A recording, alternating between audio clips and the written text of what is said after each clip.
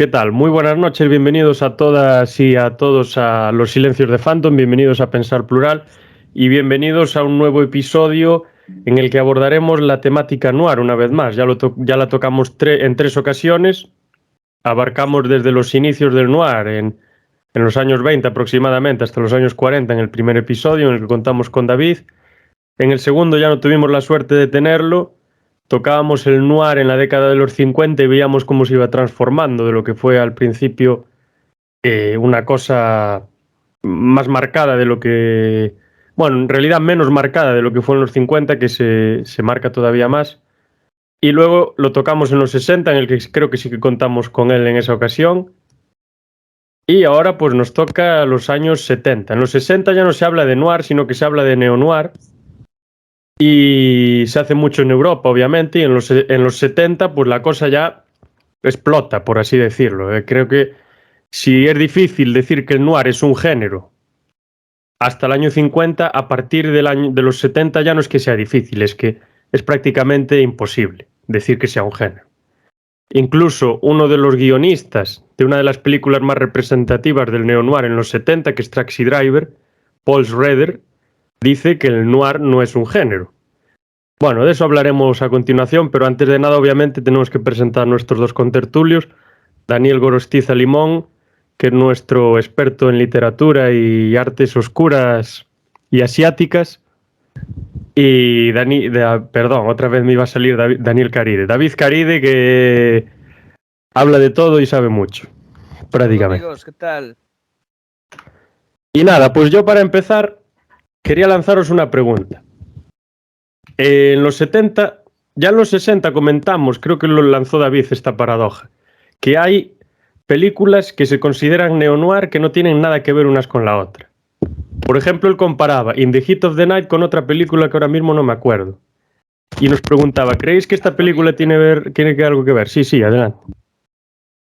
Puede que sea. Sí, no, Alphaville creo que era la historia. Alphaville, claro, sí. Yo entiendo que un género... Puede que sea Alphaville, sí, de luego dar.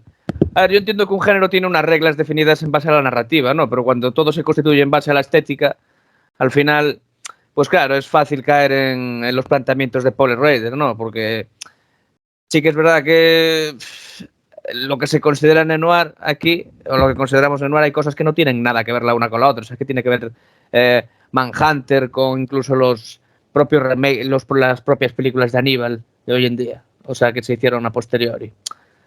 A ver, estamos hablando de diferentes tonos, diferentes formas de afrontar una misma historia basada en ciertos conflictos que se dan en un marco, generalmente es un marco urbano, marco social, y que pues entrañan tramas que tienen que ver con, pues eso, con asesinatos, con... Incluso, al llegar al neo-noir, vemos que la cosa se empieza a poner de un ámbito más existencial, ¿no?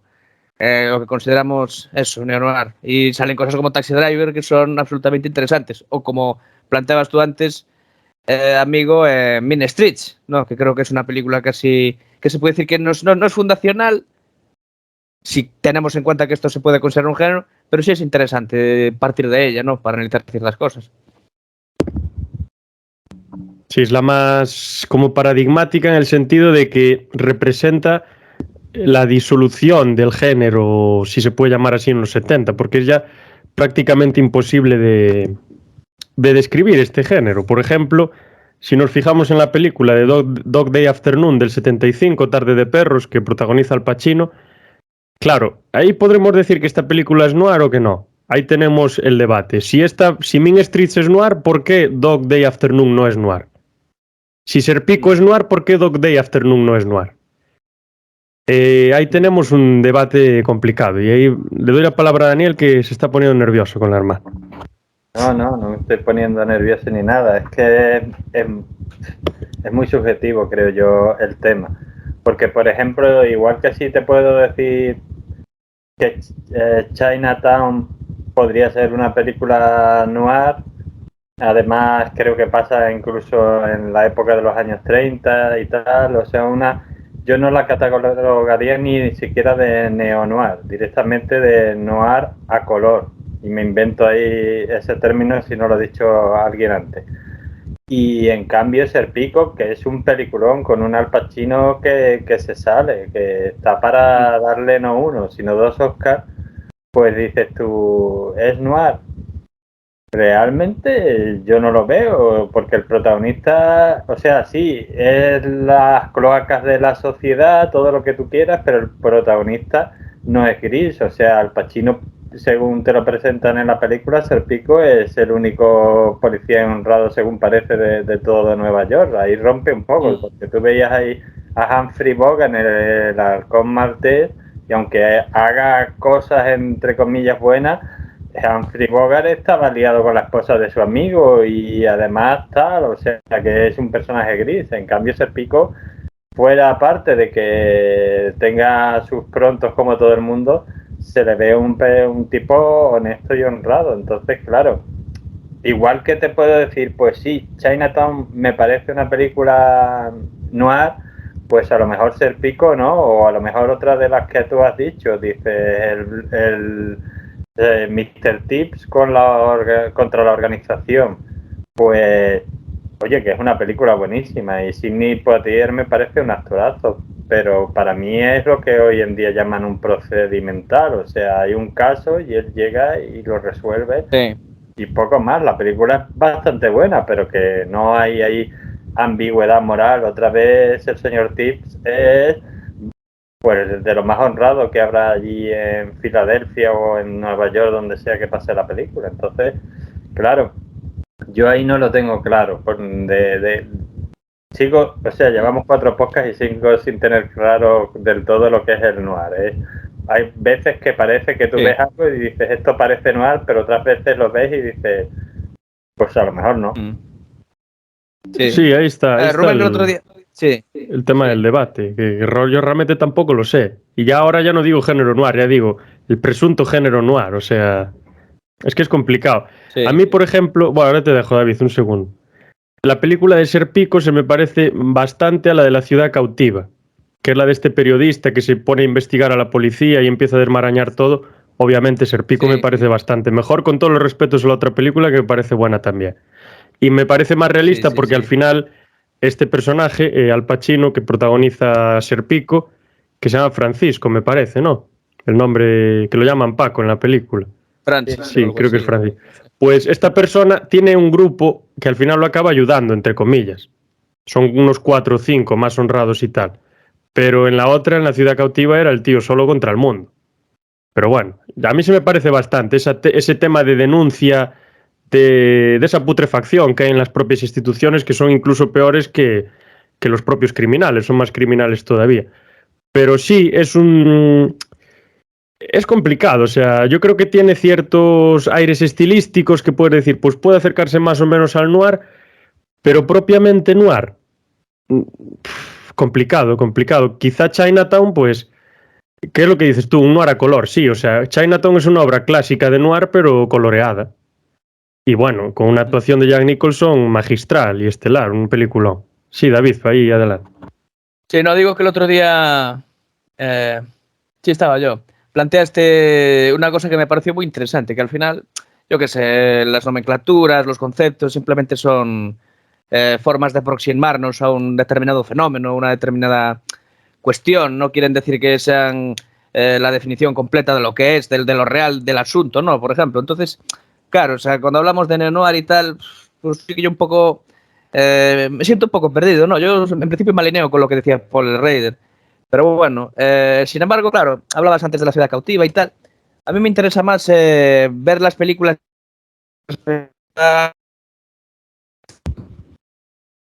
Uy, ¿qué pasó? de directo. ¿Qué pasó? Hubo un problema ahí. Se nos cortó ahí unos 5 ¿Nos fue el segundos. colega? Sí. Volvió, ya está otra vez en the air. No, Sí, te tenemos ya.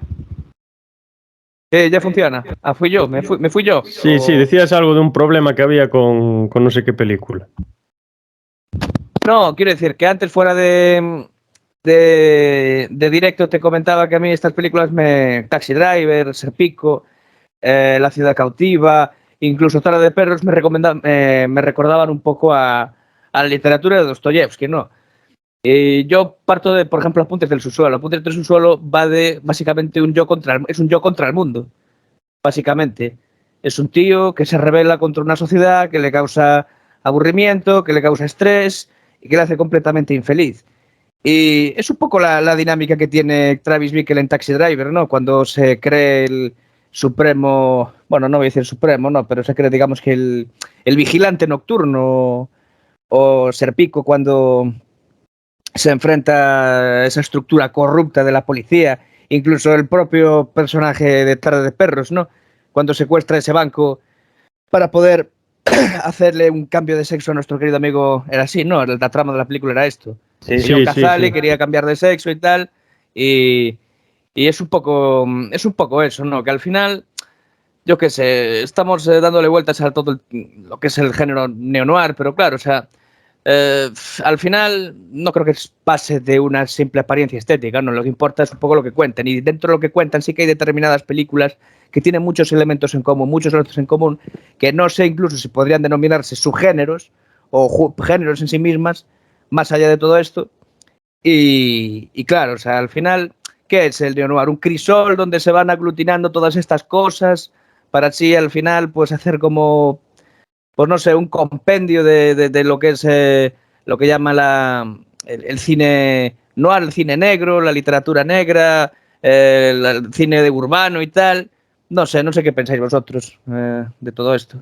sí, sí, totalmente. Hay una película que, por cierto, os recomiendo si no la habéis visto, que está en Filming, que se llama, en francés se llama Mr. Claim y aquí la llaman el otro Mr. Claim porque, bueno, a ver, tiene su sentido, o sea, pero que es una cosa que digo, tío, no soy tan tonto. Me he enterado porque es un señor que se llama Mr. Claim que tenéis que situaros, es Alain Delon, es la Francia ocupada, ¿vale? En la Segunda Guerra Mundial por los nazis, y es un tipo que es un tratante de arte y que últimamente pues se dedica, ha comprado muchas obras de gente que se las vende a precios irrisorios.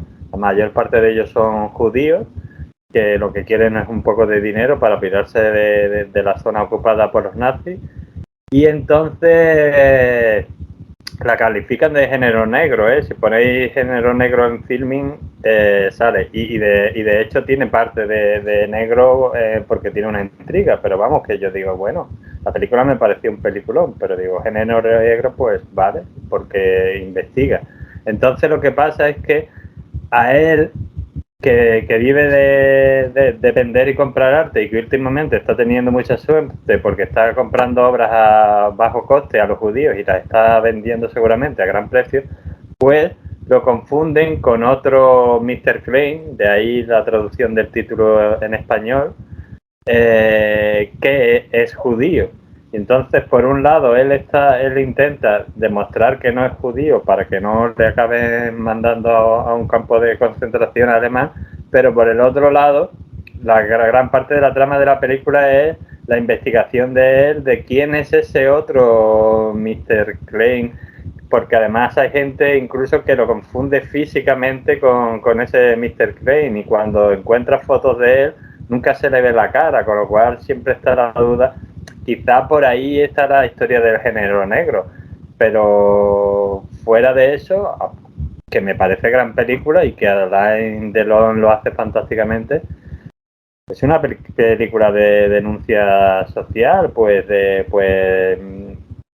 denuncia contra el nazismo y de denuncia también contra el colaboracionismo de las autoridades francesas en la Francia ocupada con los nazis y tal. Pero bueno, recomendable es. Ahora, si tú me preguntas qué es cine negro, yo te diré sí, y me preguntas luego ¿y por qué? Digo, porque me lo ha dicho Filming. Es complicado también. Me recuerda a Alphaville. Alphaville se considera género negro, perdón, cine noir, casi neo-noir, porque es de los 60, pero realmente la película pues es una película a lo James Bond, de ese personaje que tú comentabas, que era el James Bond francés. Sí. Y luego sí que tiene sus partes de género noir, pero son partes por ahí que son pinceladas, diría yo. Pues la evolución psicológica del personaje, cómo se relaciona con el mundo, cómo transcurre todo, la ambientación así un poco oscura, un poco con humo, siempre con que las apariencias siempre pues no parecen realmente lo que está por debajo, la realidad. Pero claro, si uno ve esta película y no le dicen que es de género noir, probablemente no diga que es de género noir al acabar de verla. Dirá, pues es una película de detectives o de lo que sea. Con Serpico, con con Inspector Tips y contra la organización que decías tú, y con esa película que estás diciendo, dices, pues noir, hombre, tiene pinceladas, pero como tiene pinceladas de otras muchas cosas. Pero me llama mucho la atención que el problema principal, o sea, que con otros géneros no hay problemas de catalogación. Si uno dice, esto es de zombies, ¡pum! Zombies. Esto es de alienígenas, ¡pum! Alienígenas. Esto es una novela, o sea, es una comedia romántica, ¡pum! Comedia romántica. Esto es un drama romántico, drama romántico. Pero cuando llegamos al punto del noir, decimos, ostras, pero entonces ¿esto qué es? Y nos genera la duda de realmente si es algo que nosotros creamos para llamar a cosas que realmente no sabemos lo que son o para tener una bolsita ahí para no tener que por ejemplo, decir Taxi Driver que pertenece a 15 géneros, o de si realmente nosotros estamos percibiendo que hay ahí una linealidad, una continuidad realmente palpable. Eso es lo curioso del tema, lo importante.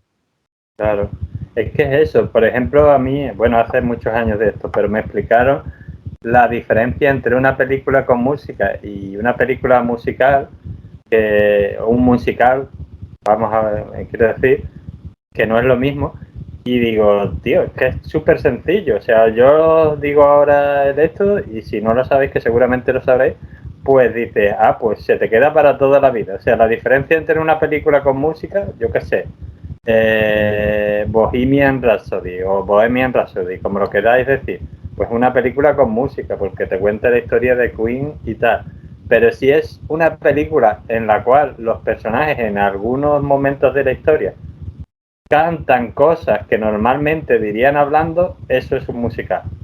Pues es eso, cualquier película que se adapte a esta regla, tenga 10 canciones, tenga una, pues entre comillas se considera musical y es así muy sencillito. Ahora si tú me dices, defíneme igual el noir, pues te diría, pues no sé. Yo diría que el noir es como la realidad de los bajos fondos.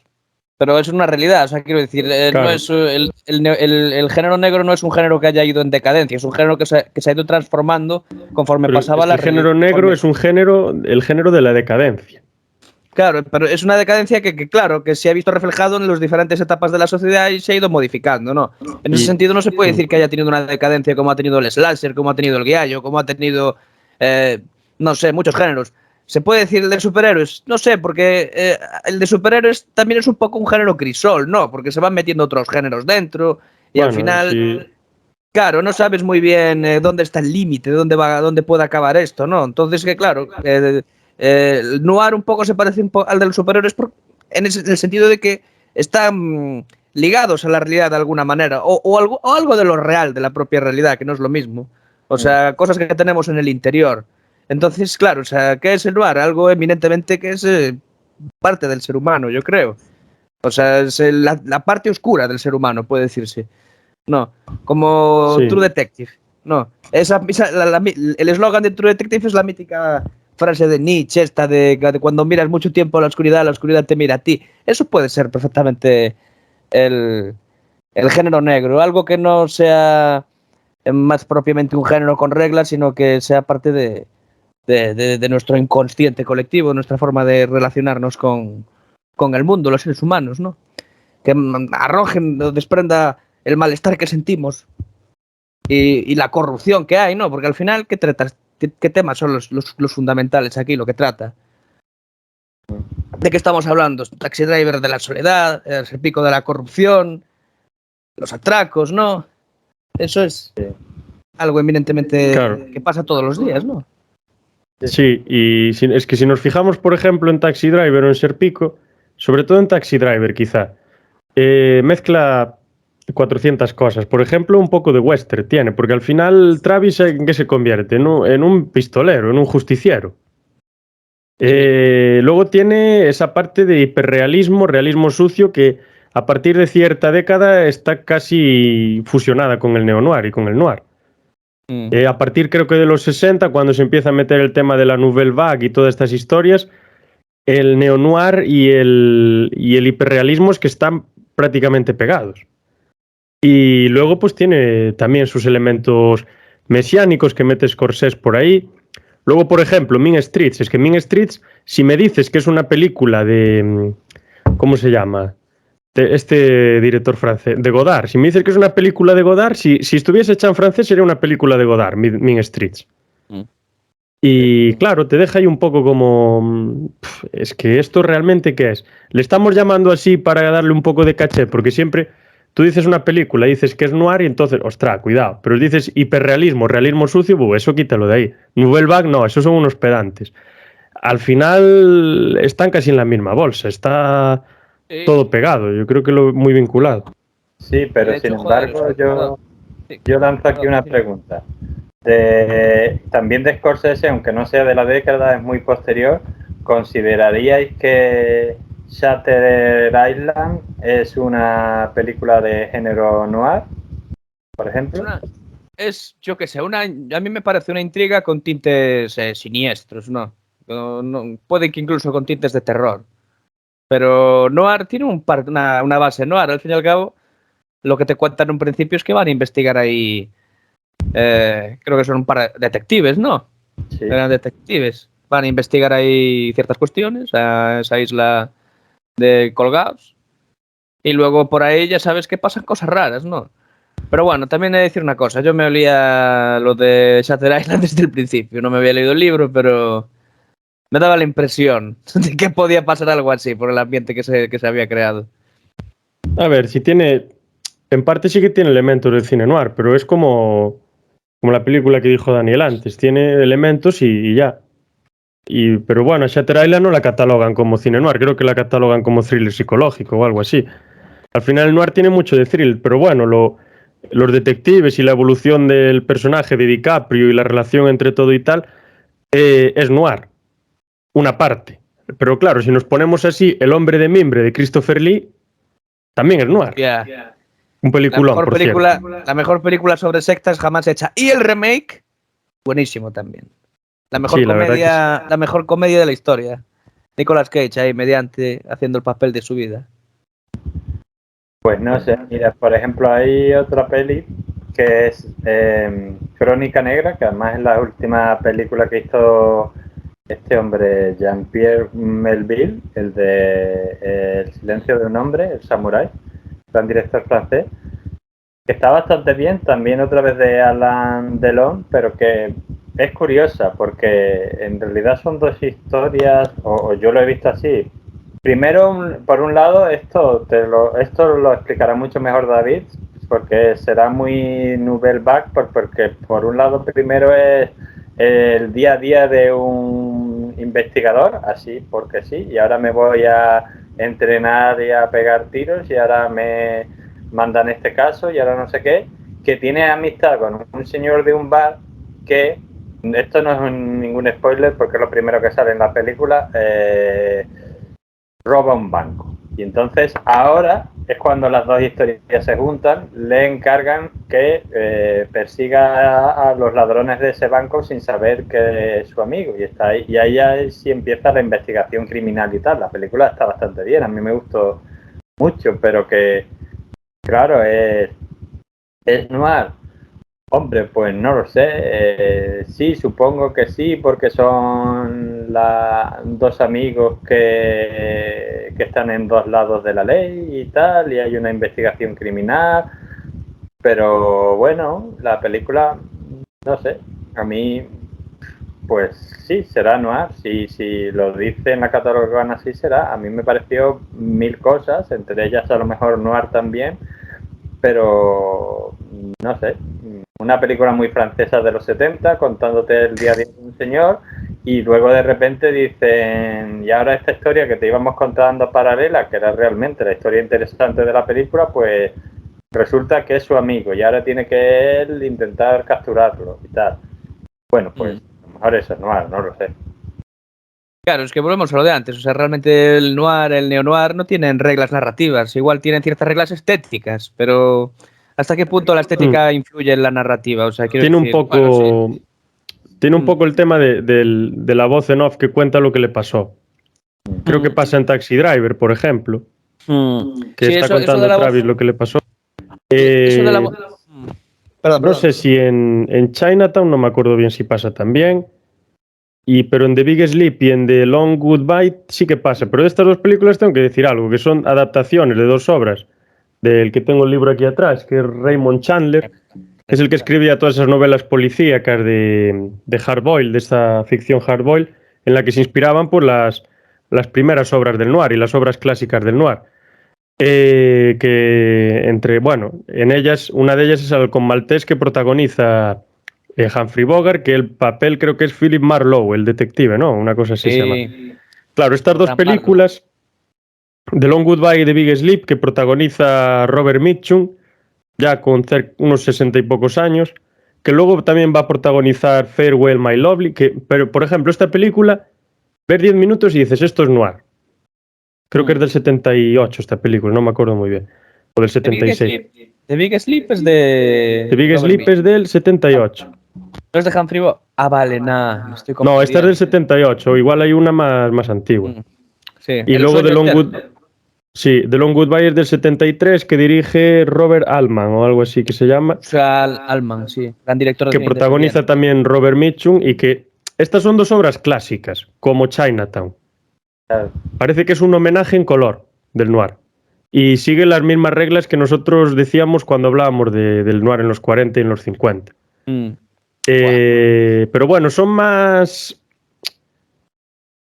historietas, como más cuento, no son tan... Es que no tienen The Big tanta Sleep- acción como antes. Tiene mucha importancia el cuento, cómo se cuenta la sí. historia y todo este rollo. O sea, de hecho, The Big Sleep tiene, no sé si tienes el libro ahí, no, es uno de los que tienes ahí detrás. Sí, lo tengo aquí atrás, una recopilación. The Big Sleep, o sea, el sueño eterno es la confusión absoluta. O sea, es un libro donde prácticamente, bueno, se puede decir que es lo que antecedió a películas como Inherent Vice de Paul Thomas Anderson o incluso El Gran Lebowski o incluso la de Lo que esconde Silver Lake y tal. O sea, es una novela que se fundamenta básicamente en la confusión del investigador.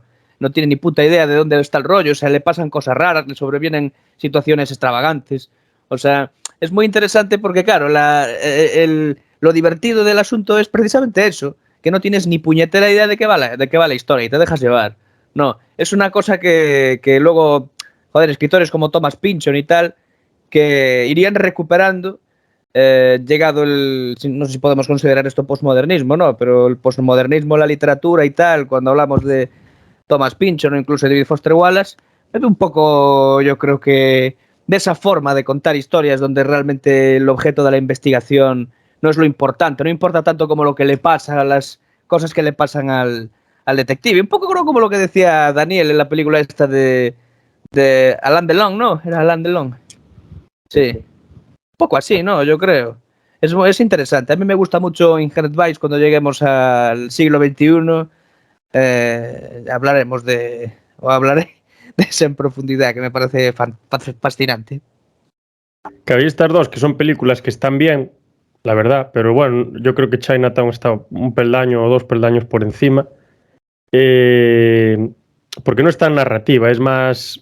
Es narrativa, o sea, se habla mucho, tiene mucho diálogo y es constante diálogo, pero en acciones en las que está sucediendo algo. En esta película, pues, Robert Mitchum está mucho contando su historia, todo el rollo, y se ve perfectamente que él es el bueno. Bueno, quizá la adaptación tampoco sea la mejor, tampoco...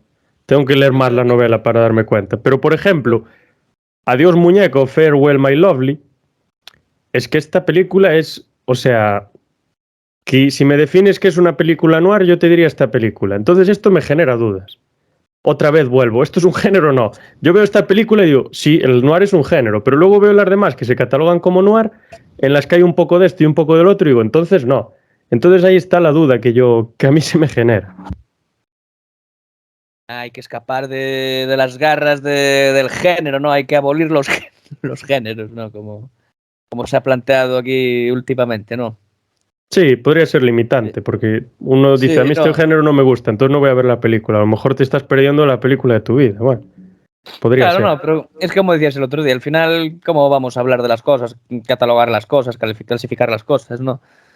Es Claro, casi... lo curioso es que en los Sí. años 40, 50, 30, los autores, los directores, no eran conscientes de que ellos estaban haciendo noir, no eran conscientes de que estaban construyendo un género. Ellos hacían películas según pues las vibraciones de la época, por así decirlo, según la tendencia de la época.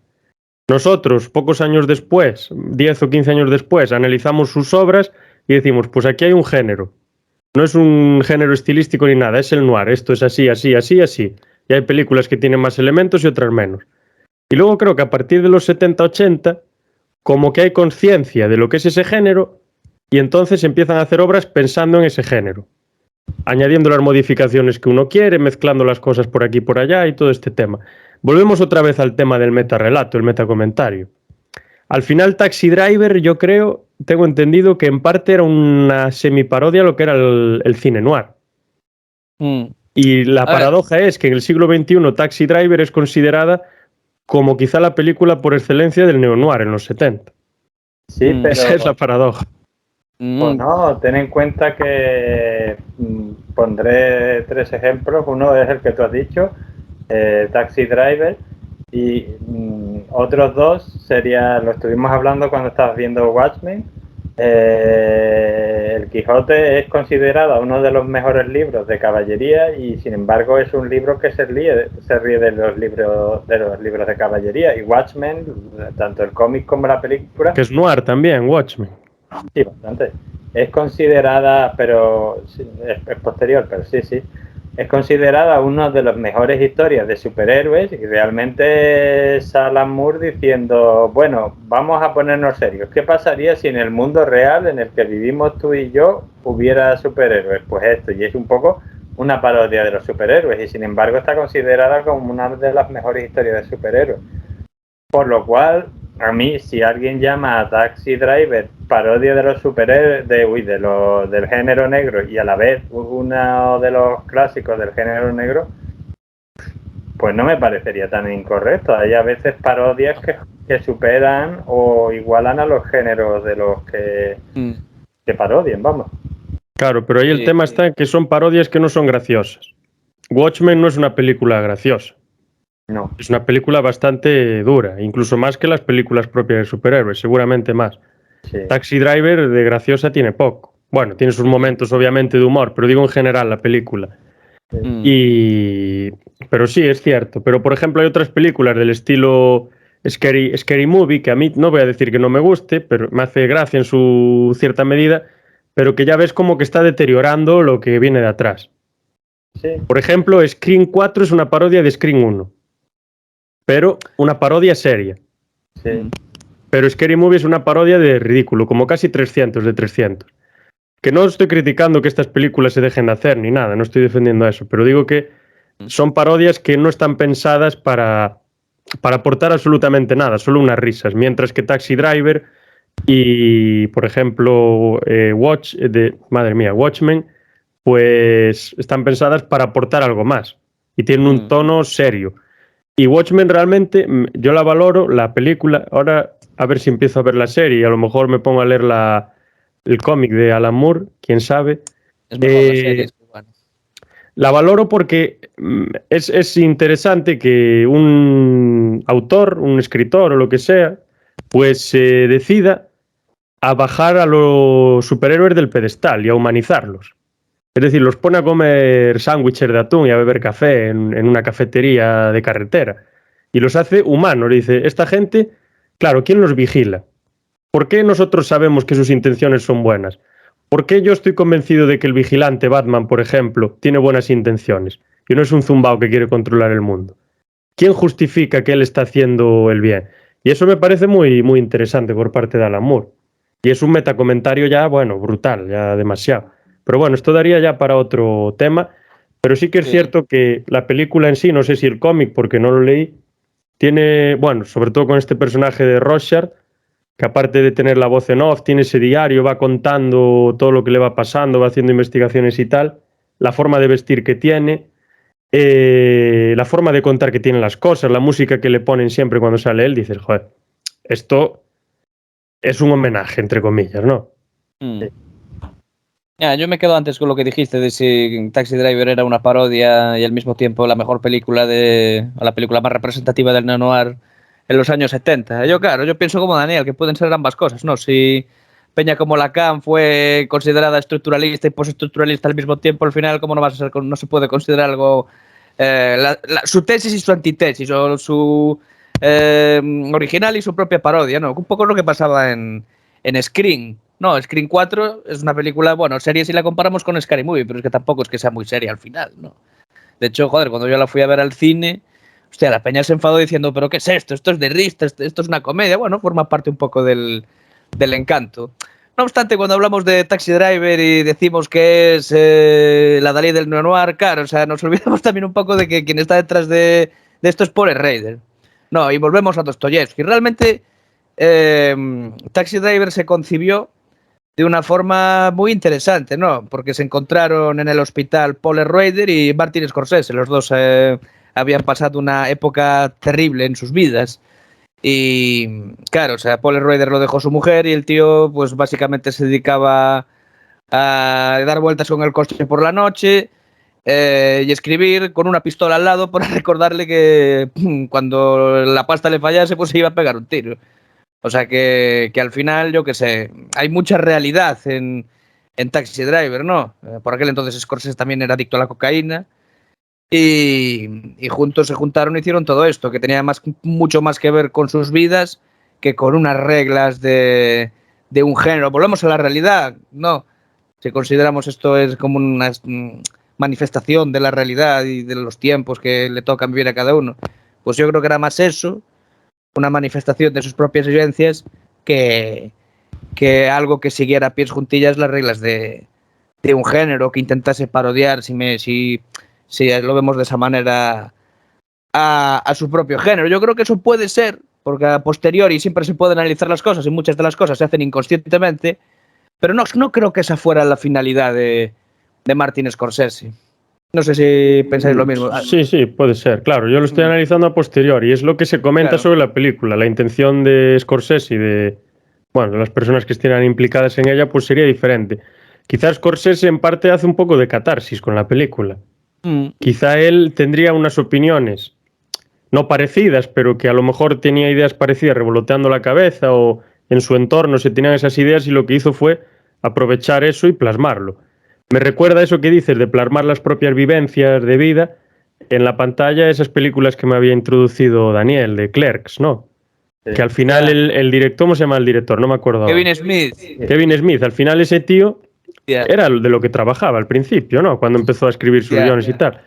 Realmente sí, esa propia vivencia, un poco como Tarantino también.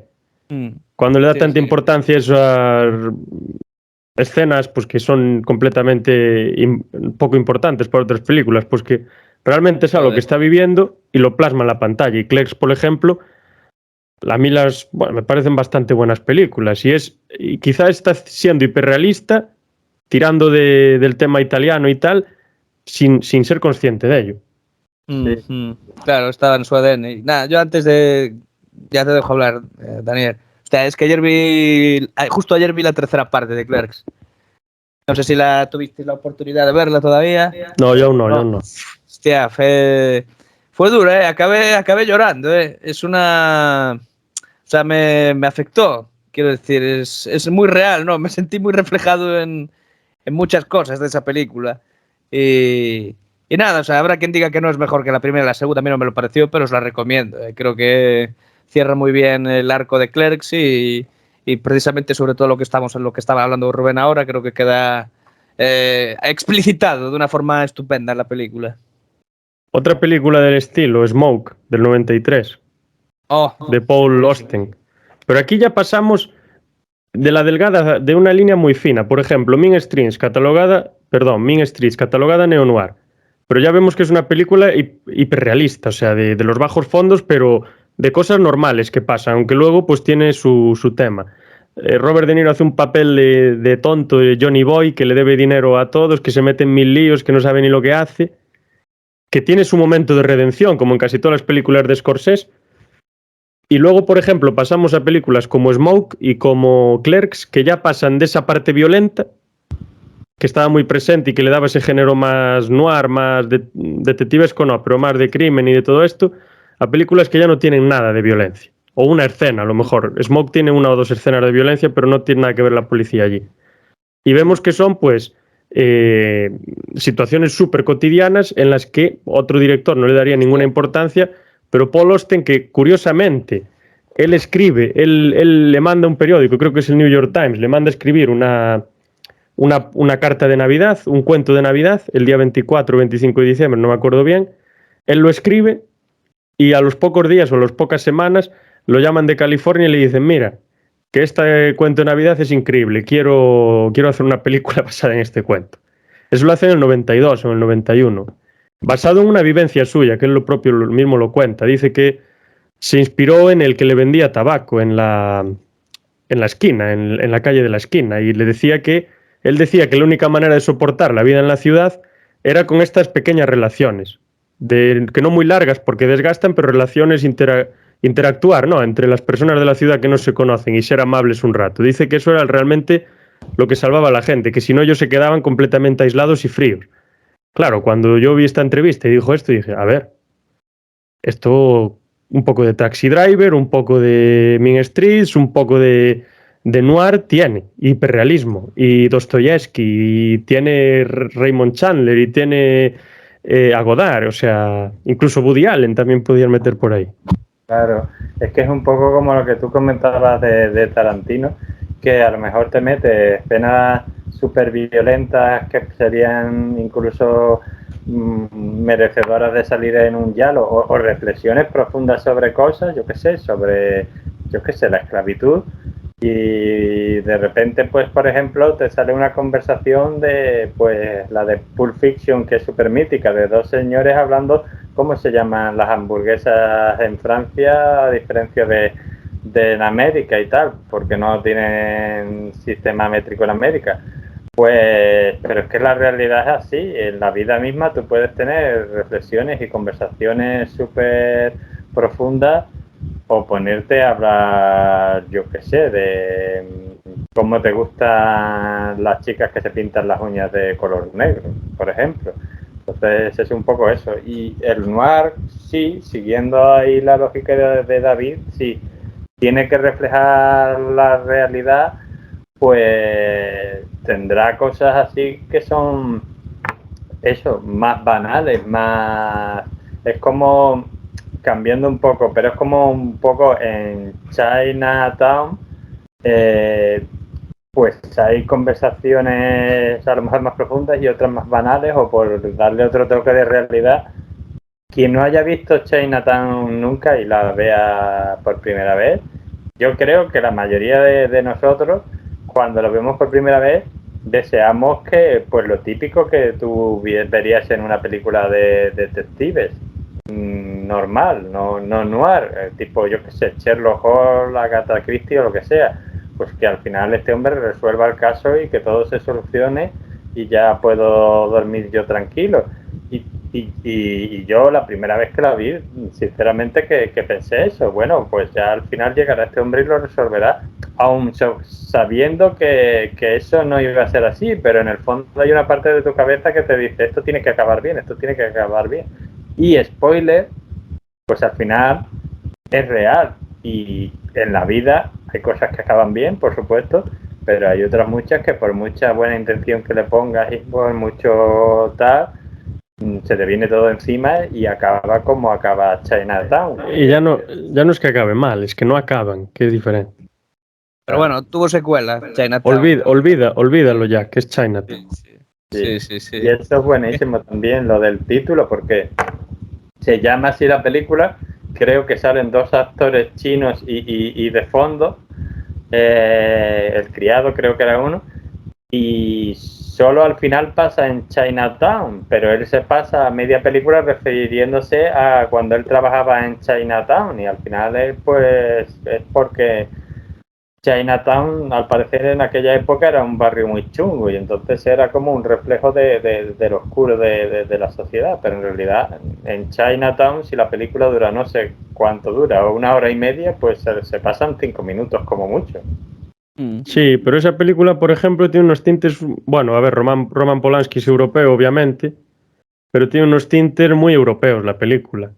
Es bastante más pesimista y tiene un final bastante más realista, por así decirlo, que las películas típicas denominadas del noir, ¿no? Por ejemplo, una película típica del noir es la de Sed de Mal, Touch of Evil, o sea, tiene un final muy marcado, se sabe quién va a ganar y gana, y las películas de Humphrey Bogart también, siempre, aunque se nos presenta el antihéroe, siempre es un tío excepcional, aunque parezca que no.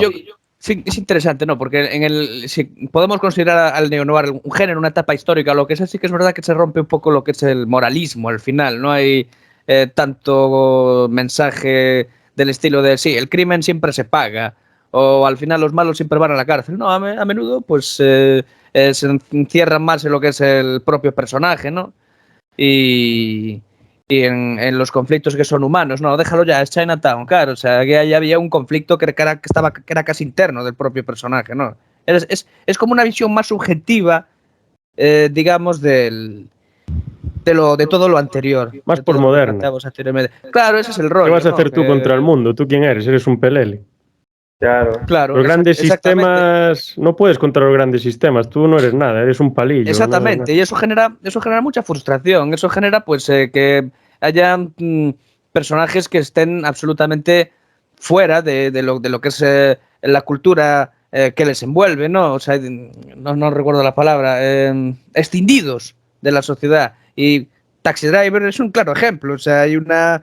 o sea, cuando hablo de que es una película que se parece mucho a una novela de Dostoyevsky, Crimen y Castigo, a Cuentos del Subsuelo, es que es por eso, porque es un yo contra el mundo, ¿no? Y la relación de Travis con el mundo a menudo no deja de ser la relación que tienes cuando te vas a comprar una Coca-Cola al cine porno, ¿no? Y ves que el product placement está ahí precisamente para remarcar que el único contacto que puedes tener con otra persona en según qué contextos es a través del dinero, del comercio y todas estas cosas, ¿no? Entonces, claro, la mirada cambia del exterior hacia el interior y lo que vemos es una visión más realista de lo que es tanto el propio personaje como su mundo, ¿no? Por eso yo creo que es una buena etapa para el cine. Esta, sí, pues consideramos que es hay un tema, sí. Hay un tema interesante que es el de, por ejemplo, el Taxi Driver, Travis, no te lo idealizan, es si se me permite la expresión, un trozo de mierda, o sea.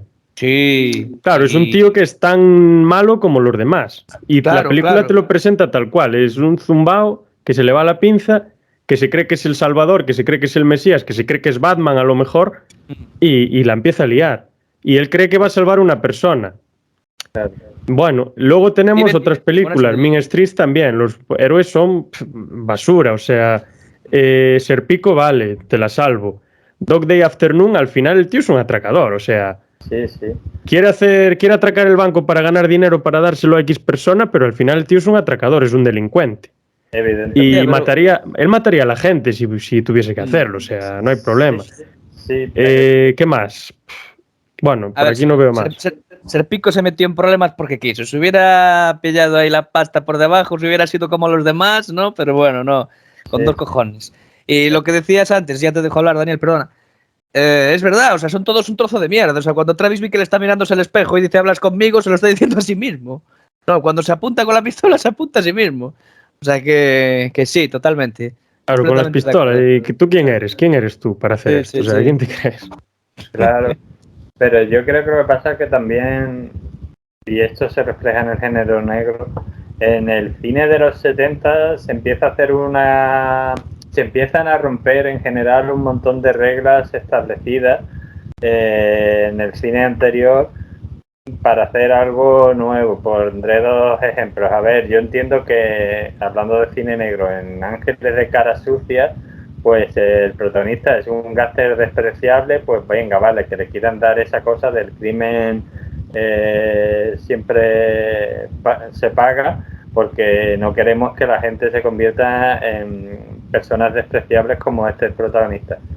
Pero es que hay películas como, por ejemplo, Ocean Eleven, la original, no las tres de George Clooney y Brad Pitt, sino la original que es de Frank Sinatra, Sammy Davis Jr. y un actor y cantante que nos gusta, Rubén y a mí mucho, Dean Martin.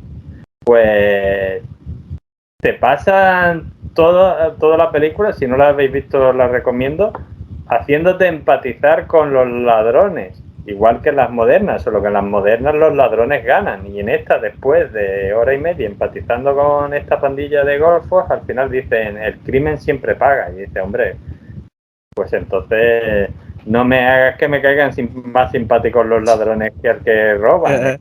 Claro, es como si tú me dices, te voy a contar Robin Hood, y ahora Robin Hood al final pierde, porque el crimen siempre paga, pero hombre, si al que le están robando Robin Hood es un degenerado, Robin Hood está haciendo el bien, se lo está dando a los pobres, pues claro. Yo creo que el cine de los 70 en general y en concreto en el noir, lo que hace es romper una serie de reglas que por lo que sea, yo no lo sé, se habían ido marcando a lo largo de los años de esto tiene que acabar así, esto tiene que ser así, esto no sé qué, el héroe tiene que ser de tal forma y tal, pues dice, pues no, pues el héroe a lo mejor del cine negro es un tío perfecto y no es gris como debería ser, o es un cacho de mierda, o esto que debería acabar bien acaba mal, y esto que debería acabar mal pues acaba bien. Y eso que cuentas de empatizar con los ladrones, hay una película del año 78, aparte, en la década de los 70. Se llama en español El mayor robo del siglo, y en inglés el título, lo miro aquí ahora, es The Brinks Job. Está protagonizada por dos grandes actores que son Peter Falk, el que hace de Columbo, del que voy a hablar un poco, tampoco demasiado, y Paul Sorvino, que murió hace poco. Peter Falk ya hace un poco más. Y Peter Falk en esta película es un profesional de la manipulación de las cajas fuertes. Y Sorvino pues es un medio prestamista que tiene tratos con delincuentes y les presta cierto dinero o hace ciertas cosas para que ellos ganen más dinero y le den a él un porcentaje. Y aquí pues con Peter Falk, que es un ladrón al final, al principio de 3 al cuarto, pero luego pues empiezan con su tema de un gran golpe y tal, pues empatizas porque lo traicionan sus amigos ladrones, sus compañeros ladrones. Y realmente ves el proceso de sufrimiento por el que transcurre y tal, aunque la película se dice que es una comedia, tiene mucha comedia, pero bueno, no es tanta risa, no es todo cachondeo en la película. Y ves cómo al final, pues personas que son presionadas por la policía, al final acaban delatando a estos. Y va la película pues mostrándonos cómo pues se preocupan, cómo se van deteriorando, cómo se escapan, cómo hacen todo lo que pueden para acabar por dejarse de preocupar del dinero que robaron. Ya, robaron no sé cuántos millones de dólares y ya no les interesa el dinero. Lo único que quieren es salvarse de la policía y no ir a la cárcel. Y empatizas un poco con estos personajes, sobre todo con Peter Falk, que es el protagonista de la película. Y luego también hay otras películas que no tienen tanto que ver con el noir. Yo, por ejemplo, vi una lista de películas que se decía, esto es neo-noir de los 70, y una era Across 110th Street, del año 72, que dirige, tengo aquí apuntado, Barry Shear, que protagoniza Anthony Quinn, entre otros, otro actor famoso que ahora no me acuerdo cómo se llama, que es afroamericano, y que curiosamente se parece mucho el papel que hace al de Sidney Poitier en esta película, In the Heat of the Night, del 67 creo que es. La forma de actuar que tiene, el impacto que él genera al hacerse policía y al inspeccionar este caso y al ir contra los de su propia raza, contra los propios afroamericanos de Harlem, pues llama mucho la atención, y cómo él es al final el que, en un principio, los policías, entre ellos Anthony Quinn, que no le pega mucho este papel porque él era mexicano, es un racista. Y dice, ¿yo cómo voy a estar con un negro aquí haciendo una investigación? Si va a estar ahí con sus coleguitas y no va a querer meterlos en la cárcel y les va a hacer favores.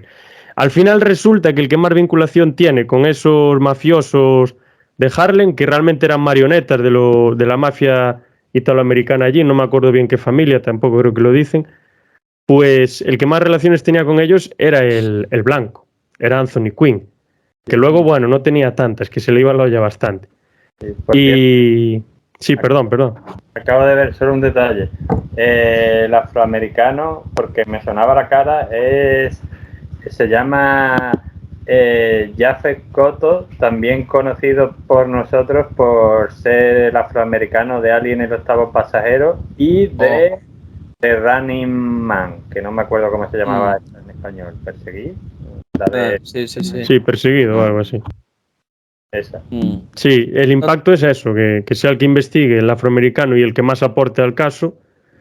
Y luego el tema del Harlem, la denuncia social, de realmente que en esa época el Harlem era un hervidero, o sea, era un peligro, o sea, había tiroteos por todos lados, había un tráfico de drogas, los seguirá habiendo seguramente, pero es la zona más peligrosa de Nueva York y quizá de Estados Unidos.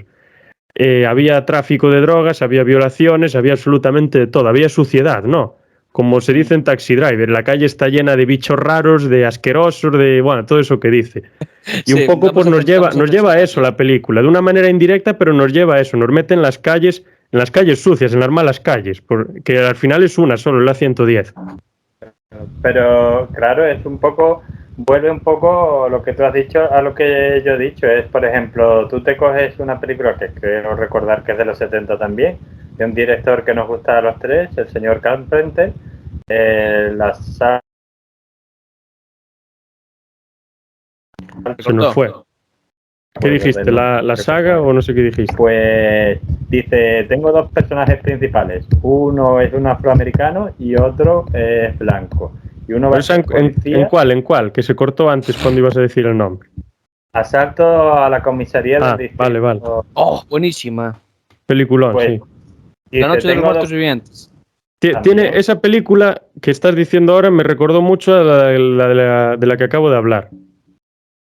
A la de... La de Across 110th Street, que es Pánico en la calle 110 en castellano. Me recordó muchísimo a esa película. Es que es un poco eso. Dices, tienes dos protagonistas, un afroamericano y un blanco.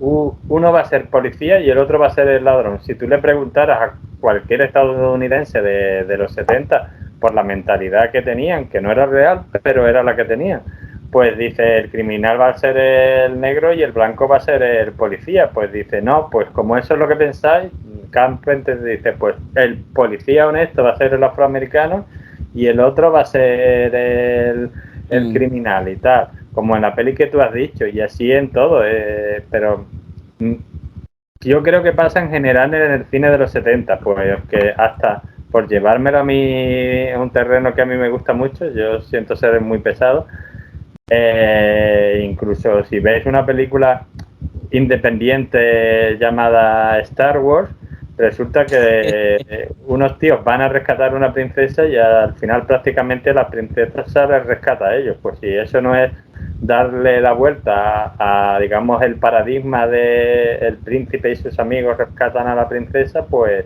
dime tú. Entonces yo creo que en general y en concreto en el cine negro, en el cine de los años 70, era un poco romper todos los estereotipos posibles y es un poco eso, y es lo que ya hemos dicho de Taxi Driver, por ejemplo. Pues si el héroe tiene que ser impoluto, el caballero vestido de blanco, pues aquí el héroe va a ser un don nadie que además está pirado. Sí, tal cual. Increíble, ¿no? Sí, porque ese tipo de cine, digamos que ha regresado un poco a un poco a lomos del género de superhéroes, ¿no? Por ejemplo, con tanto la nueva Joker como la película nueva de Batman, de Robert Pattinson, ¿no? Incluso, joder, o sea, cuando plantean el logo de Warner, es el logo de los años 70, no sé si os fijasteis. No, hay como muchas resonancias entre esas dos cosas, ¿no? Y claro, a lo que venía antes es el género de superhéroes convirtiéndose en un crisol para introducir ahí cosas del noir, que también es otro crisol y tal. Estamos llegando ya al auténtico multiverso de este tipo de cosas, ¿no? Pero bueno, muy interesante, ¿no? Al final todo vuelve siempre. A ver... Ahí sí. Ya que hablar del Joker, el Joker sin Taxi Driver Bueno, No existe. Y sin el Y rey, sin de, el rey de la comedia. Yo es que estaba viendo Taxi Driver el otro día, ya la había visto 2 o 3 veces antes. Y es que me acuerdo de la del Joker de la última, del 2019, de Joaquin Phoenix. ¿Es Joaquin, no? ¿O es Michael? Que Joaquin siempre me Phoenix, confundo. El hermano era Michael, vale. Era Y... River. Ah, vale. Mm. Perdón. Y es que la veo y es que es prácticamente lo mismo. O sea, es más, en The Joker, el que es el rey de la comedia es Robert De Niro, que es el que tiene ese programa en prime time, que hace burla de todo. Y de repente Claro. coge Phoenix y le pega un tiro. Y dice, ahora soy yo el rey de la comedia, ahora yo limpié las calles, ahora yo soy el que manda. Exactamente. Y luego ese baile, buah, es increíble. O sea, me parece una adaptación del superhéroe a Scorsese. Si me dices que esa película la dirige Scorsese, no te digo nada. Es el productor, creo. Fue el productor. Puede ser. Ya me parecía. Sí. Sí. Es el productor. Estuvo a punto joder, estuvo a punto de dirigirla, sí. No, es muy curioso, ¿no? Es como que acabaron matando al padre, ¿no? De esas 2 películas, el símbolo de Robert De Niro, pues el complejo de Hipopamba, un tiro a la cabeza. Mierda, acabo de hacer un spoiler. Bueno. No, ya lo hice yo. Bueno. Pero sí, o sea, Robert De Niro es el protagonista en las 2, el que tiene un momento de redención, que es muy importante en el cine de Scorsese, sobre todo, obviamente, en la película de La Última Tentación de Cristo, pero en Goodfellas, en Casino, en todas, es súper importante ese momento de el personaje cobra conciencia de todo lo que le va pasando, pasa por un montón de experiencias que empiezan siendo muy buenas y de repente acaban siendo súper negativas y de repente explota y tiene ese momento de redención. Claro. Que puede ser un momento de redención de morirse, como en Mean Streets, ¿no? Redención se acabó. Pero y en Goodfellas es la redención de esta vida es una mierda. Vamos a hacer otra cosa. Pero claro, es una reflexión que llega a él en base a lo que le ha ocurrido. Es una reflexión subjetiva. No te está juzgando. Sí, claro, es una redención. Claro. Es una redención de la experiencia personal de uno, no es objetiva, no es algo que tenga que ser así. Exactamente, claro. El concepto de culpa se trata de otra manera, el concepto de qué he hecho, cómo puedo cambiar. ¿Ves? Volvemos a Dostoyevsky y a Crimen y Castigo. O sea, cuando Raskolnikov tenía tantos problemas porque había matado a esa señora, claro, la movida estaba, la policía me vendrá a buscar, ¿pero qué he hecho? O sea, él es el que sobre sus lomos se cargaba la culpa. Y él es el que al final tiene ese momento de redención. Entonces, claro, llegamos al posmodernismo, amigos. Aquí las cosas son de esta manera, ¿no? Y claro, hablo un poco de Dostoyevsky porque yo creo que es el tío que antecedió a todos estos que empezaron a estudiar el subconsciente y tal. Digamos que podía ser, si no el inventor, el promotor de la novela psicológica. No, y yo creo que aquí hemos tratado muchos temas desde el aspecto psicológico. Tiene mucho de Tolstoy pues también, la muerte de Iván Ilich es muy importante. La muerte de Iván Ilich, por ejemplo, hoy estuve pensando en esa también. Son muy parecidas, son muy parecidas. Sí, interesante, muy interesante. Y que tiene una película Kurosawa que se llama Vivir, Ichiguro o algo así. Sí. Que realmente es una adaptación de esa novela. Incluso Hannah y sus hermanas es una adaptación de esa novela también, de Woody Allen. Es un tío que tiene una vida Woody Allen le gusta mucho. Sí, tiene una vida más o menos aceptable, pero se da cuenta de que eso que no le gusta, que él no quiere hacer eso. Y de repente, pues le da una noticia muy mala y como que tiene un momento de iluminación, de redención. Claro, él cómo se redime, pues haciendo ciertas cosas. Otro podía redimirse de otra manera. Eso sí, es muy importante. O sea, y en el cine Scorsese es que está presente en todas, absolutamente todas sus películas. En la del Joker, que no la dirige él, pero sí que produce, bueno, es brutal. Incluso en la de Shutter Island hay un momento de redención. Solo que la redención es totalmente negativa, pero lo hay. Bueno, o sea, es un momento donde el protagonista asume la culpa de lo que ha hecho. No. Y es muy ambiguo el final de Shutter Island. Vamos a adentrarnos en terreno de spoiler, o sea... Es consciente, al final no es consciente, el tío sabe lo que le espera, prefiere morir como un hombre honrado a ahí está morir, la gracia, creo yo. Claro, sí, a seguir viviendo como un absoluto trastornado.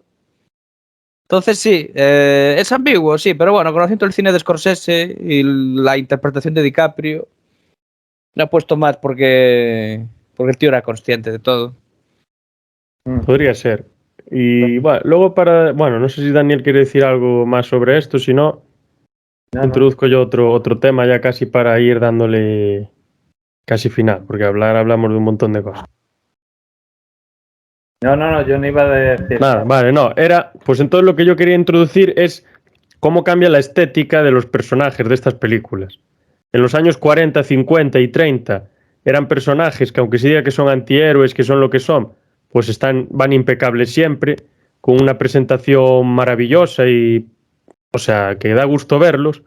Pues luego llegamos en los 70 y tenemos a personajes, quitando a Jack Nicholson y a los protagonistas de The Big Sleep, de Long Goodbye y de Farewell My Lovely, que es el mismo Robert Mitchum, que son impecables también. Tenemos Mean Streets.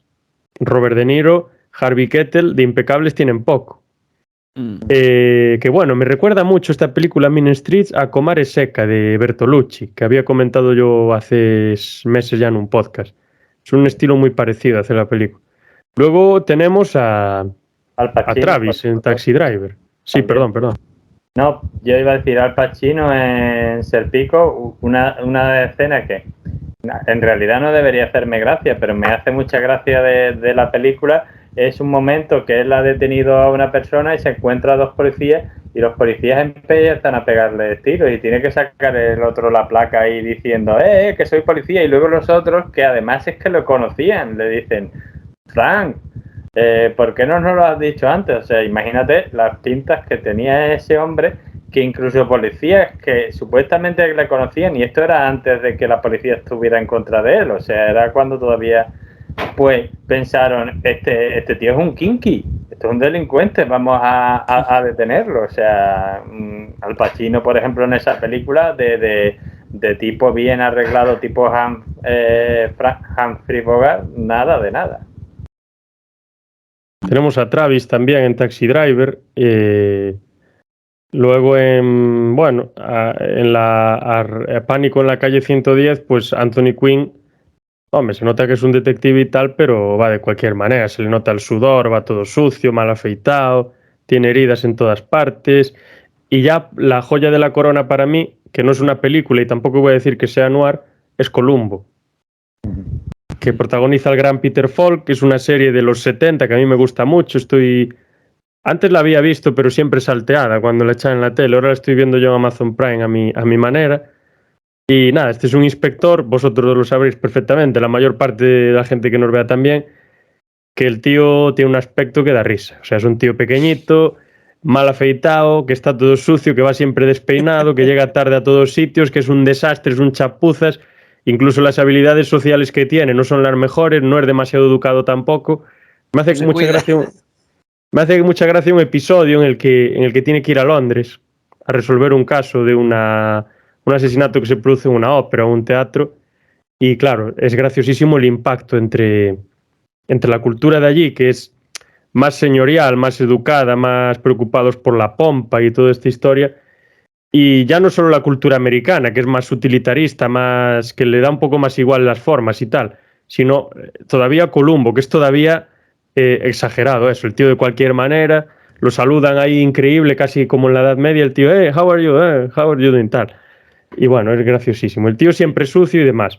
Y además que fíjate un detalle que es una de las cosas que más me gustaban a mí, por lo menos de la serie.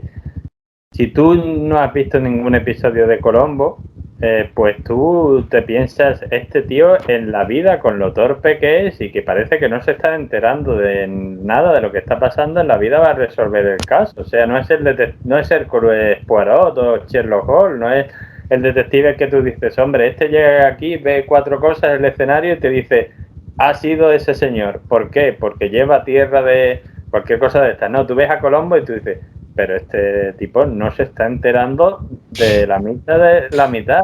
Y luego de repente te salta que siempre suele ser alguien que se lo ha dicho, aunque yo siempre cuando veía esa serie yo siempre pensaba, Columbo, no te lo ha dicho tu primo, te has dado cuenta tú, ¿no? Dice, mi primo o mi tío decía o mi no sé quién, siempre es alguien que le dice que no sé qué, no sé cuánto, y te acaba de dar la clave del caso y ahora te das cuenta si no has visto ningún episodio de Columbo, que el tío no es que fuera tonto, sino que probablemente lo que se hace es el tonto para que los otros que se creen más listos sean más fáciles de pillar, porque dicen, este es tonto, no se entera, pues no tenemos aquí que, digamos, que aparentar. Pero claro, eso es lo opuesto a la típica historia de detectives clásicas. Digo, esto es Sherlock Holmes o Hércules Poirot. Es un tío que parece que no se entera de nada, aunque luego al final sí, pero claro, hasta que llegas a ese punto, pues tú dices, este no va a resolver el caso. Y no, lo resuelve y bien. Claro, está completamente humanizado. El tío es un deteriorador psicológico. Porque se encarga de poner locos a los que están por ahí, ¿no? Haciendo preguntitas, metiendo la nariz por aquí, apareciendo en momentos inoportunos. Y lo que hace es deteriorar la resistencia de quien es el presunto culpable hasta que llega un momento que explota. Me recuerda mucho a la gente de aquí, la verdad. Son mucho de así, de andar husmeando por ahí. Te digo las cosas pero no te las digo, doy la vuelta, voy por detrás, vuelvo otra vez, te las vuelvo a decir de otra manera y al final uno la acabas soltando, ¿no? Me dijo este de aquí que tú habías hecho esto, pero el otro me dijo tal, no sé qué piensas, porque a mí el otro me cae mejor, pero yo sé que a ti te cae mejor, no sé qué, y habías... Bueno, y luego lo importante es ese aspecto que tiene, que rompe completamente con el paradigma estético del detective, el investigador o el antihéroe noir, que por muy antihéroe que fuese estaba idealizado, era un tío impecable. Vemos a Columbo, vemos a Travis, vemos a Serpico y vemos a todos estos personajes que buena apariencia, lo que se dice buena apariencia no tiene. Y luego, ¿qué nos va a pasar? Que vamos a llegar a personajes como John McClane o como Joe Hallenbeck, que los protagoniza el gran Bruce Willis a los dos, que eso ya, bueno, ya no es que sean descuidados, es que son alcohólicos ya, o sea, son tíos que están despojados de todo. Sí. Realmente pero claro, es que yo creo, y ahora te dejo, David, si tú te planteas, si tú quieres ser realista, porque si tú puedes contarle una historia de mil maneras, entre ellas pues de una forma que parezca realista, pero que no lo sea, y de una forma que parezca que no lo parezca. Entonces tú ves, se supone, si yo tengo que suponer que Humphrey Bogart en el Halcón Maltés es un borrachín de mala vida, pero cuidado, todos los días va afeitado, no pasa un día que ese hombre se deje un pelito de barba de 2 días, pues digo, no me cuadra con persona que se ha pegado a la mala vida. Me pega más Colombo, que también lleva gabardina y camisa, cuidado, pero la lleva arrugada, la gabardina puesta de cualquier manera, pues pega más. Y va torcido. sí. Claro, es más realista. Claro, ese es el rollo. O sea, a mí esto de la mala vida me recuerda, claro, a personajes extendidos que están hasta los cojones de lo que les rodea y que al final, pues eso, tienen sus vicios, sus historias, ¿no? No sé si se podría considerar un antihéroe como tal. No sé, me parecen más personas de a pie. No, al final... No Sí, sé. más de a pie, sí. Bueno, Columbo tiene Claro, dos escenas claro. de 2 capítulos que son geniales. Hay una que se le estropea el coche y el tío aparece en un coche todo sucio, destartalado, con los cristales medio rotos y el coche que echa un humo, pero negro, y va, y se escucha pa, pa, pa, pa, pa, pa, pa. Y le dice, claro, llega a la oficina de policía donde va a aparcar y le dice el que está allí en la valla, bueno, no sé cómo se llama, el que está ahí, el vigilante. Le pregunta, ¿quién es usted? Y yo soy Columbo, trabajo aquí, detective, mire mi placa, tal. Y él le dice, sí, ¿qué hace usted con este coche? Esto es una bazofia, cómprese un coche que usted tiene un buen sueldo para comprárselo. Y no, es que es el coche de mi mujer, el mío está en el taller que se me estropeó. Y bueno, luego le cuesta aparcar el coche, bueno, un espectáculo. Y luego en otra escena, el tío llegaba a la escena del crimen sin haber desayunado. Entonces le pide a uno de los que estaban allí, que trabajaba en una cafetería o algo así, unos huevos, porque no había desayunado. Y el tío le trae unos huevos cocidos con la cáscara puesta. Y entonces el Columbo coge los huevos, los empieza a cascar encima del capó del coche y les empieza a quitar la casca para comérselos.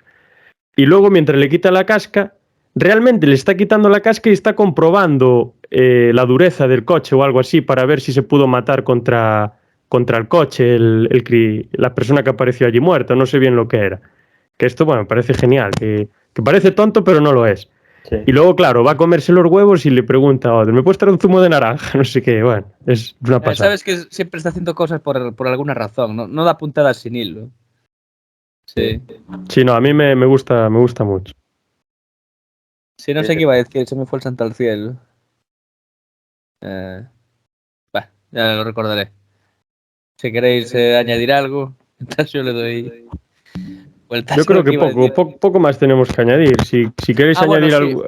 Ah, sí, adelante. Sí. Nada, que claro, lo que decías tú, que al final cuando hablamos de antihéroes, un antihéroe que es, si el héroe es el ejemplo de algo, ha llevado al paroxismo, pues el antihéroe es lo contrario. Pero claro, cuando hablamos de estos personajes, al final hablamos de casi neuróticos, de gente que tiene matices, de gente que es al fin y al cabo diferente la una de la otra, que no quiere representar nada, o sea, que básicamente son hasta cierto punto gente que hace su trabajo, ¿no? Cuando uno busca vidas. Entonces, claro, si el Leonor fuera un género, este tipo de personajes del mundo real serían los que pueblan sus historias, o por el contrario, pensáis que sí, que efectivamente lo que más prima son los antihéroes. ¿Cuál es vuestra definición de antihéroe? O sea, ¿Colombo podría ser un antihéroe? Antihéroe yo no diría. Yo diría... Tampoco sería un héroe. Es un tío que hace su trabajo y ya está. Claro. Y no tiene nada especial. Es un tío normal y corriente que sabe hacer su trabajo. Ha aprendido y hace su trabajo y lo hace bien. Pero antihéroe sería, yo qué sé... Joe Hallenbeck podría ser un antihéroe. Es que además a veces pues depende mucho de cosas muy subjetivas, es un poco como el noir. Hay veces que tú dices, este señor pues o esta señora ha salvado a un niño de un incendio, es una heroína. Sí, ahí no tenemos dudas ninguno de que es así. Ahora, hay cosas que en su época se consideraron heroicas o en una sociedad se consideran heroicas y en otra no. Entonces, claro, sí, yo te podría decir, por ejemplo, Jack Nicholson en Chinatown es un antihéroe. Serpico, por ejemplo, es un héroe. Pero igual que te digo que en Taxi Driver ni es ni héroe ni antihéroe, es un zumbao peligroso simple y llanamente, ni siquiera llega a la categoría de villano Por ejemplo, en Dog Day Afternoon, Al Pacino sí que podría ser un intento de antihéroe, ¿no? Sí, claro. Entonces es eso, pero que aunque eso sea así, ya digo, muchas veces depende del punto de vista. O sea, un héroe puede ser visto como un antihéroe de otro tipo de cultura, por ejemplo. A ver, yo qué sé. En los cómics de superhéroes pasa mucho eso, el típico, las cosas de que el héroe no mata, ¿no?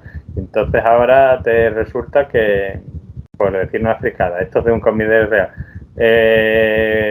Un señor posee mentalmente a Superman y está matando a Batman. Y entonces Wonder Woman se encuentra que la única solución es matar a este señor. Y lo mata. Entonces tú dices, ¿es una villana? No, porque ha salvado la vida de Batman. Si no, Superman habría matado a Batman. ¿Es heroico lo que ha hecho? Hombre, tampoco, porque se le ha aparecido y se lo ha cargado. Y siendo el otro tal, pues... Pero bueno, pues a lo mejor era una antiheroína en ese momento. Ya digo, depende mucho del punto de vista. Los antihéroes en los superhéroes los tienes en Watchmen, ¿no? Todos y cada uno de ellos. Que el final, bueno, tiene un poco... no te deja ver bien quién es el héroe y quién es el villano y quién es el antihéroe. Es la gracia que tiene realmente la película. Y sí, realmente sí. No sé si queréis añadir ya, hablar de alguna otra película que se nos quedase por ahí para que quede constancia de que hay esa película en esa época importante, o ya podemos casi hacer una pequeña conclusión. Aunque bueno, ya dijimos prácticamente todo. No sé, que películas hay muchas. A lo mejor sí, a la de David se le ocurre alguna, pero es que claro. Española, ¿miraste alguna española o algún título, aunque sea? No. Torrente. Sí, casi. Podría ser, no de la época, pero No, pero yo creo, ya lo dije y aprovecho para decirlo aquí, podíamos aprovechar para hacer uno de cine negro español y abarcar ahí, porque sí hay películas de cine negro en los 70, igual que en los 50 y no hemos hablado de ellas, en los 80 también he visto películas, y además lo que he visto, y ya adelanto por si hacemos algún día, que el cine negro en España es un cine que proliferó bastante porque era de los pocos que se saltaba, digamos, los problemas de la censura, porque era en plan de, no, aquí estamos hablando de criminales y ladrones, y en realidad a lo mejor te estaban hablando de una reflexión de la sociedad española de la época, igual que Chinatown en Chinatown es en realidad una metáfora de lo oscuro y lo sucio de Los Ángeles.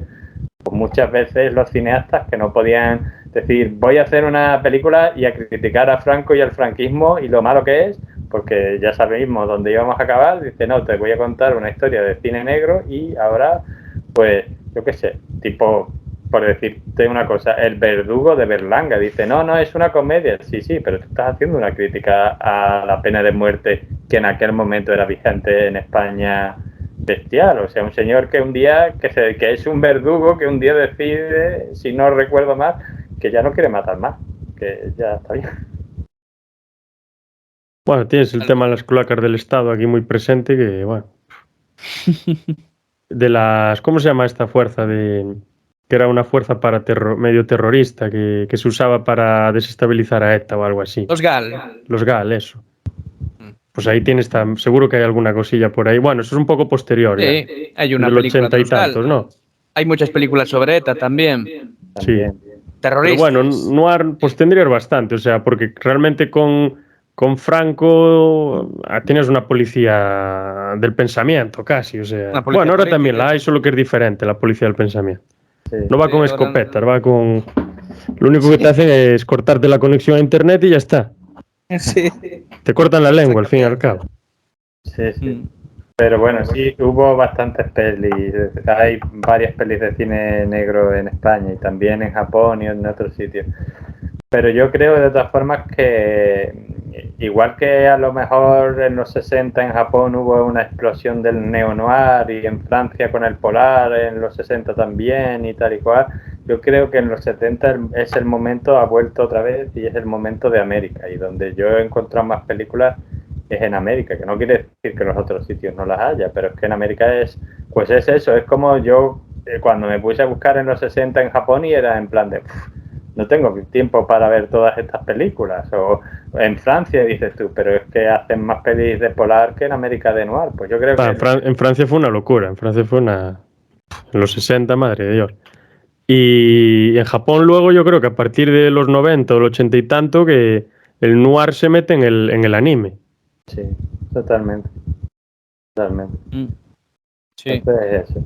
Yo, como modo de conclusión, yo diré que bueno, todas las décadas tienen sus cosas, pero sea lo que sea, el noir en los 70 o neo-noir es bastante interesante porque es totalmente diferente quizás a lo que se ha hecho, un poco por lo que he venido diciendo en este podcast, porque se empiezan a romper una serie de reglas que antes existían.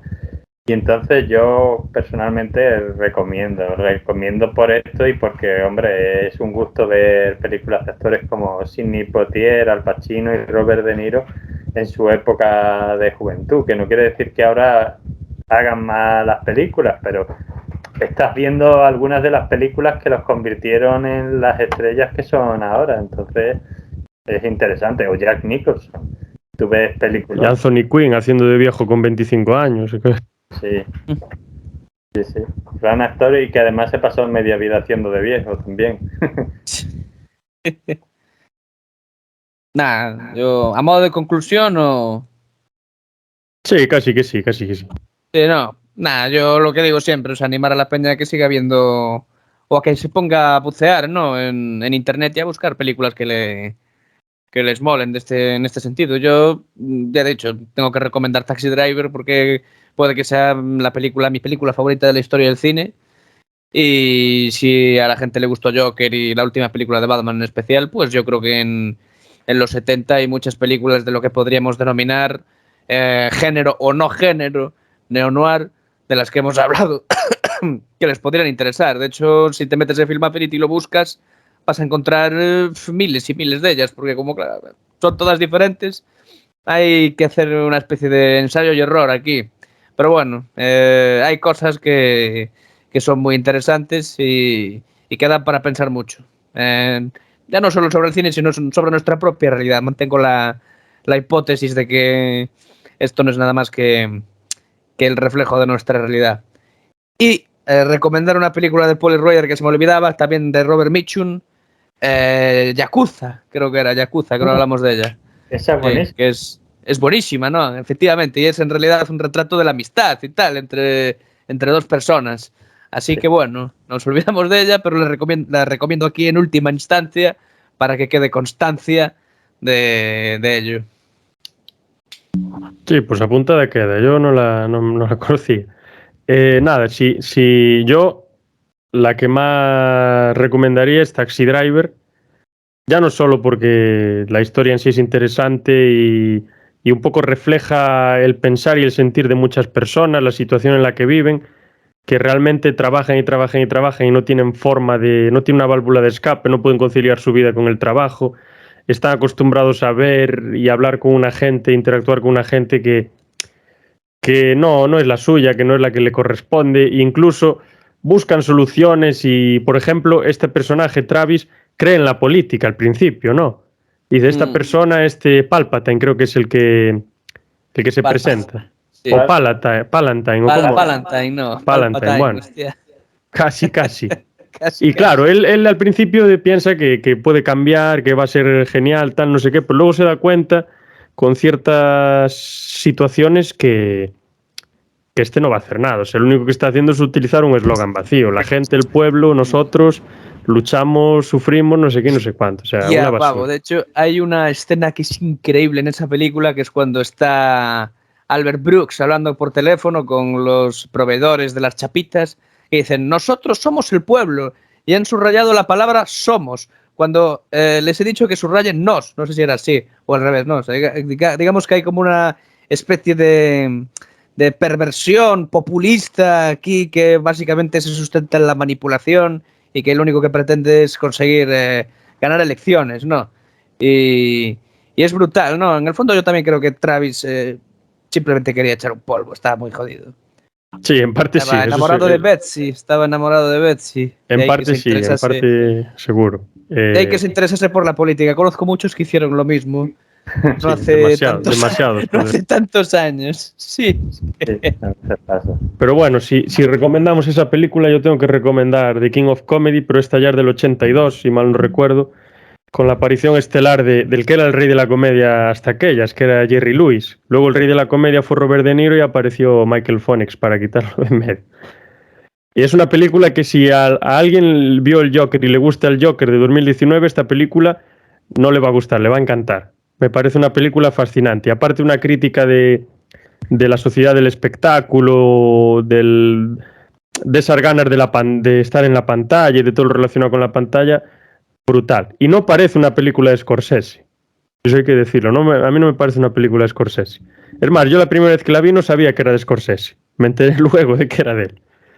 Tiene un final parecido al de Taxi Driver, creo.